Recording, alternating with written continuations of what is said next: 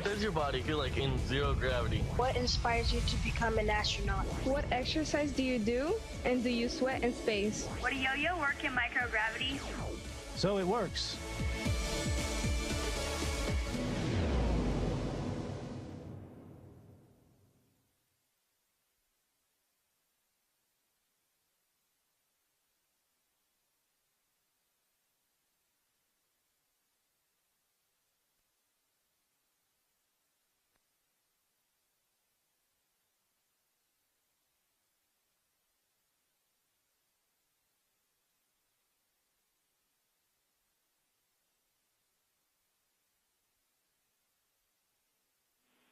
Station Houston, on 2, are you ready for the event?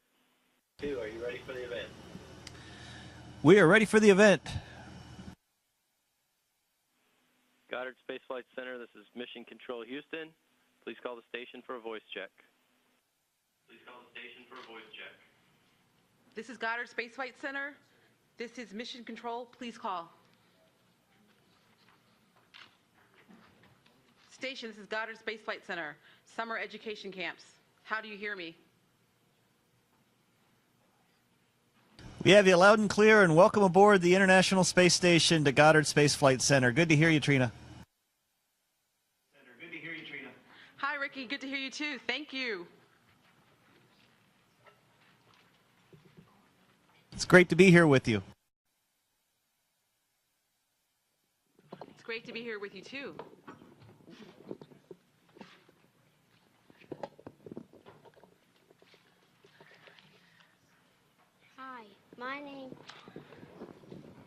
My name is Harrison. And my name's Annalisa. What do you see in outer space? Over. Well, I can actually see you guys, not you specifically, but we spend a lot of time looking back at Earth. We are about the same distance. If you were to drive to Goddard, from Goddard to Ocean City and then back to Goddard, that's about how high we are over Maryland when we fly by, which we did just yesterday. And so we spent a lot of time looking at the Earth. At night, we can see the same planets that you see. We can look at Mercury or Venus, but you can see those from Earth, Mars, Jupiter, and Saturn. The stars, the same ones, but we probably see a few more because we're free above the Earth's atmosphere.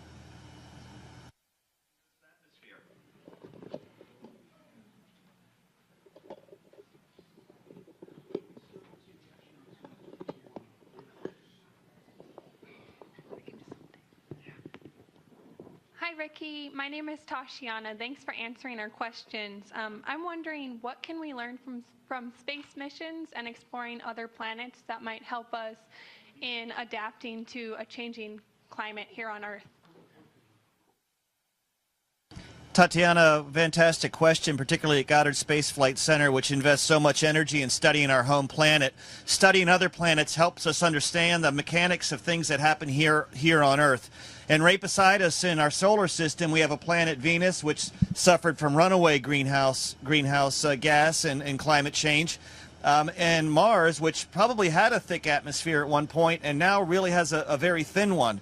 So Mars, much like on Earth, when we want to understand what happens in past climates, we go to the poles and we drill into the ice and look at what the atmosphere was like. So I think getting an understanding of the mechanisms and what happened over time to the atmosphere and other parts of the planet will give us a better understanding of how climate change is and will continue to affect Earth. Hi, my name is Sinai. What are some long-term health issues from being in space? I hope not many, but we are up here, we get exposed to a bit more radiation than you do on Earth. Our bone structure changes a little bit. We come back with the same bone density because we exercise a lot, but our bones are just a little bit different when we get back to Earth. Some of us will have vision changes, slight vision changes, because our eyes, as they adjust to the way our body changes here on the International Space Station. So that's one of the reasons we're here. If we're serious about going out and exploring the solar system, we need to keep people healthy for the long haul. Hi, Rick. I'm a distant relative, it says here on my card. We were wondering how you're doing, and I wonder if you'd show us a cool microgravity trick. I am glad you are at summer camp and that you have some adult supervision. That's good to hear. Well, I'm actually just standing here in a foot restraint, but if I let go of my foot restraint and just give a slight shove,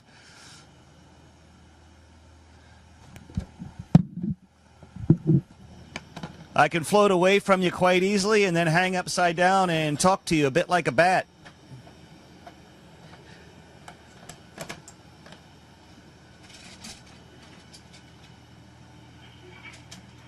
Hi, my name is Riley Azaria. Do you have lights and TVs on the International Space Station? Yes, we need lights up here. We have the sun to, of course, which gives us some light through some of the windows, but we need lights in the places where we don't have windows. Television, we get our programs sent up to us from the ground, so the news is about a day late, and we either watch it on something like this or on a computer. We don't really have a reception television or cable television. The cable would have to be pretty long and growing ever longer. But we do get plenty of TV when we want to watch it.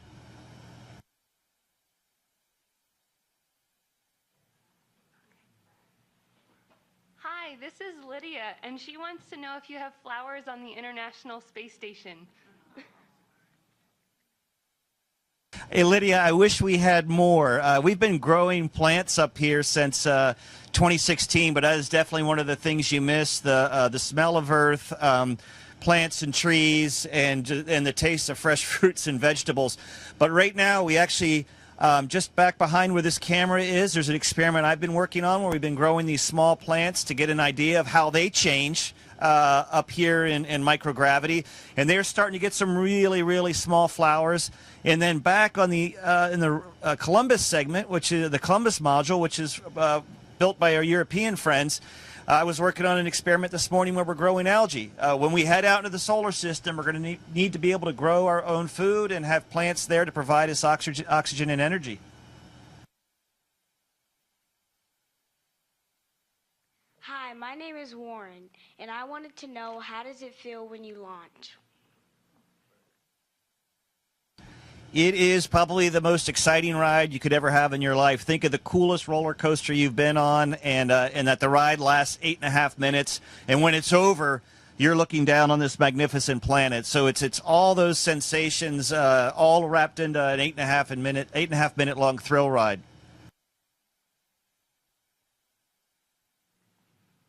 Hi, my name is Sophia. When you first got into space, how did your perspective of Earth change? You want everyone you know to have the same view of this magnificent planet we call home, because you get a feel for how precious it is and how fortunate we are that it's there for us. When you look at the Earth as the sun's setting or when the sun's rising, you can see the atmosphere, and it's just razor thin. And that little bit of atmosphere is all that protects us from the harmful radiation of space and provides us oxygen to breathe. And as thin as it is relative to how big the planet is, there is no way we can pump stuff into that atmosphere without having a cost for our actions.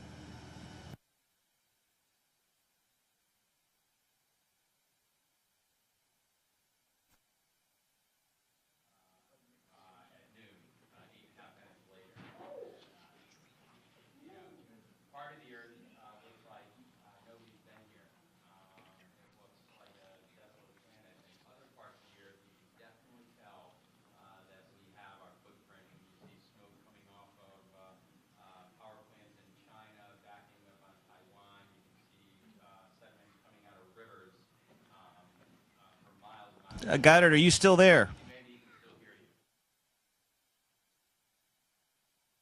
Okay, this is Sophie, and she would like to know why you need to wear helmets in space. I need one in the space station to keep from bumping my head, but they protect us from temperature changes once we're outside the International Space Station, and it also protects us from the vacuum of space, the lack of air and the lack of air pressure.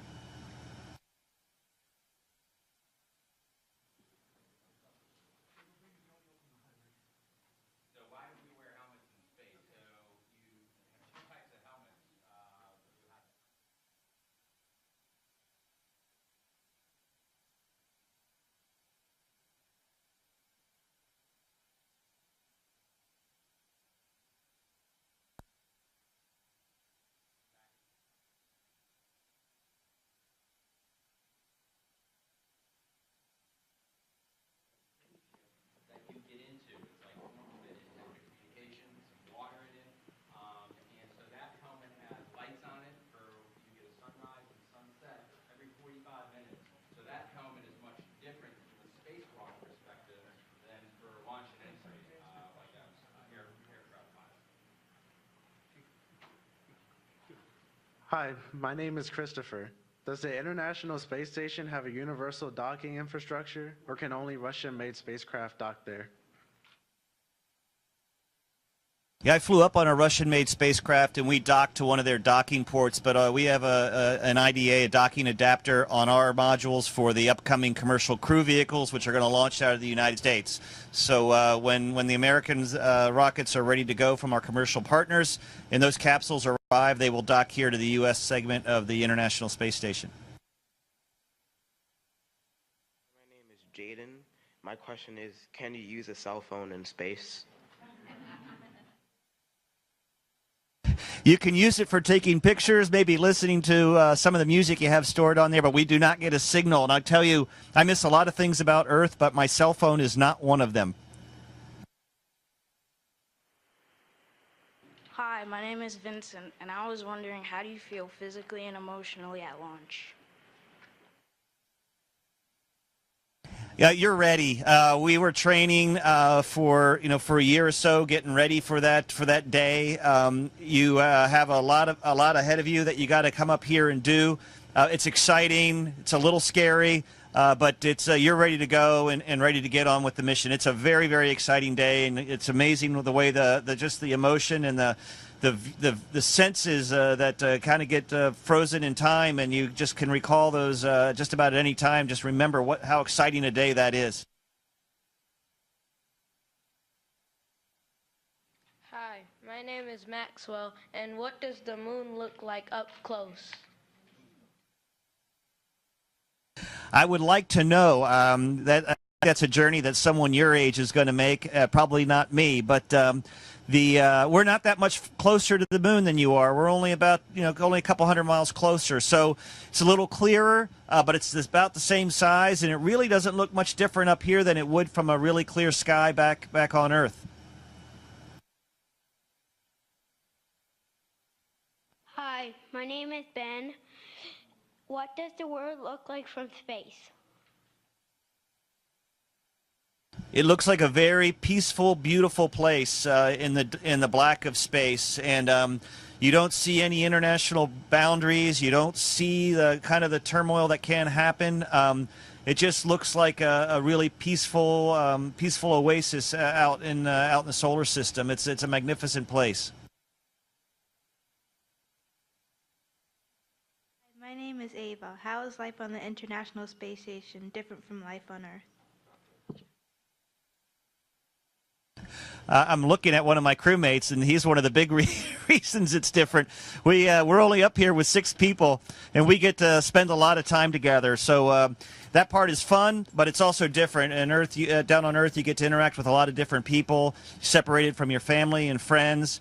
But all in all, it's a really, really exciting experience, and the work up here is really rewarding and fun. Hi, my name is Otto.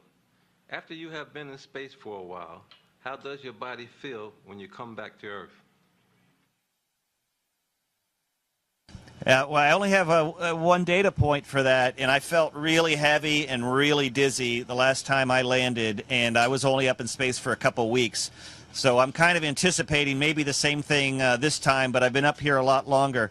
Back after only being here for a couple weeks, I adjusted probably within a matter of hours. I would imagine the adjustment after this mission will probably be in a matter of weeks.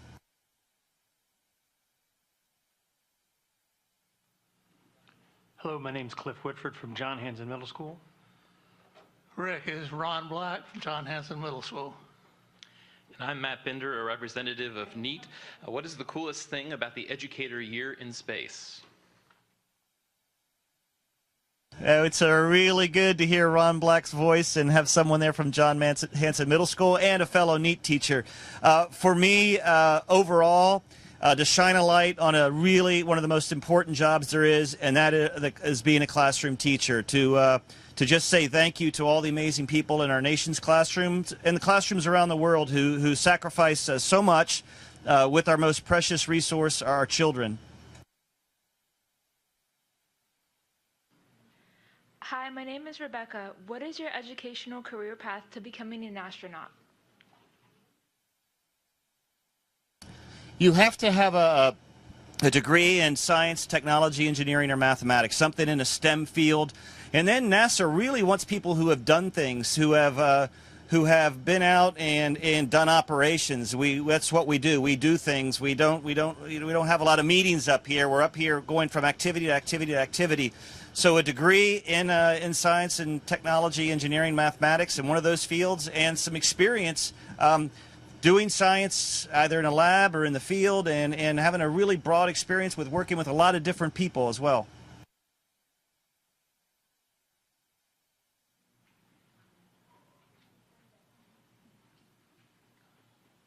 Hi, my name is Max Myung Mason. What information or discoveries that we're close to uncovering are you most excited for? Well, just outside the space station, and my friend Drew, who just went by, he helped install it. There's a device called the Alpha Magnetic Spectrometer, which is really helping us understand very fundamental questions about the cosmos. And we actually have another experiment that we're trying to get started up here as well, Cold Atom Lab, which will also help us gain better understanding. Those are really fundamental questions. You know, where did we come from? How did we get here? What's the very fabric of space-time? And unraveling the answers to those questions, I'm not smart enough to do it, but there's some really, really bright people working on it, and I look forward to hearing more of those results.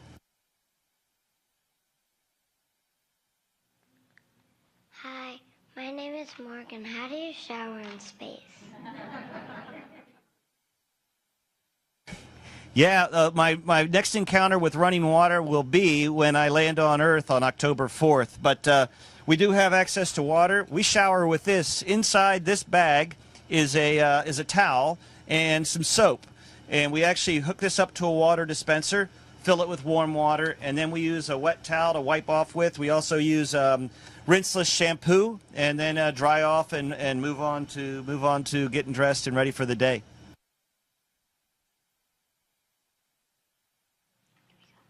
Hi, my name is Dylan. And my name is Morgan, and our question is, What food do you eat, and does it taste different in space? We eat similar to what the military eats when they're forward deployed. We have meals ready to eat. So this is like a packet of pesto and pasta with pesto sauce, which I'll warm up.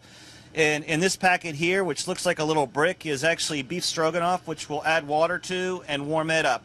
It tastes the same here as it does on Earth, and that's good, and it's also one of the challenges because it tastes the same, and we eat a lot of the similar stuff. We have a pretty good variety, but Drew and I will be up here for almost 200 days, and you get to sample everything many times, and but it's good and it's healthy.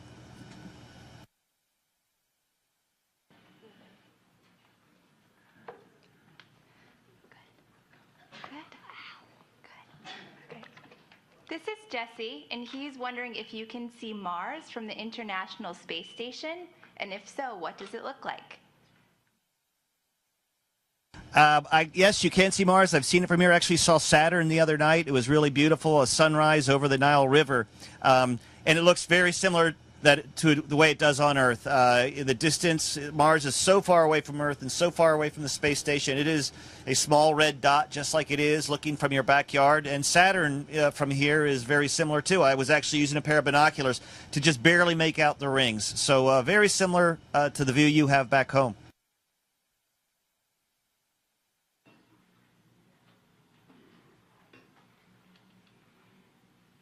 Thank you so much, Ricky. Oh, my pleasure. It's wonderful to spend some time with you at Goddard Space Flight Center. I hope you have a wonderful experience at summer camp, and I look forward to catching up with you again when I get back on Earth in October. Station, this is Houston ACR. That concludes the event. Thank you to all the participants at Goddard Space Flight Center. ISS will be resuming normal space-to-ground audio.